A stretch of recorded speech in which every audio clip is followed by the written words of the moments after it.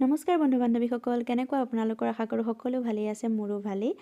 নতুন এটি ভিডিঅ'লৈ আপোনালোকক স্বাগতম জনাইছোঁ। এয়া দেখিছেনে, ৰাতিপুৱাই মই আজি চোতালখন সাৰিলোঁ। চোতালখন সাৰি হোৱাৰ পিছত আজি ভাবিলোঁ একদম এডৰামান কাপোৰ ধুবলৈ আছে।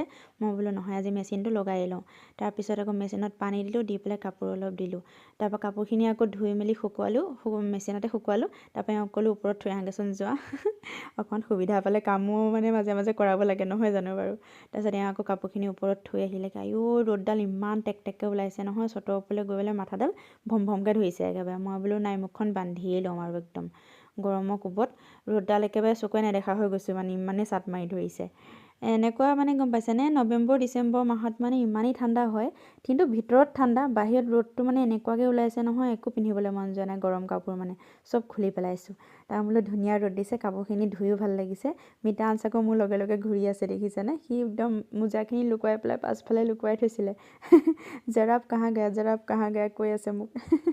তাৰপিছত সেয়া কাপোৰ কানি শুকুৱাই মেলি আহিলোঁ। এতিয়া আহি পেলাই বোলো হেৰি কৰোঁ, বেচনৰ চিলা বনাওঁ। ইয়াত দেখিছেনে, বেচনৰ চিলা বনাইছোঁ মই। ইয়াত মানে হেৰি দিছোঁ, মই পিঁয়াজ টমাটৰ দিছোঁ আৰু বেচন দিছোঁ। সেয়াই, বাই বাই।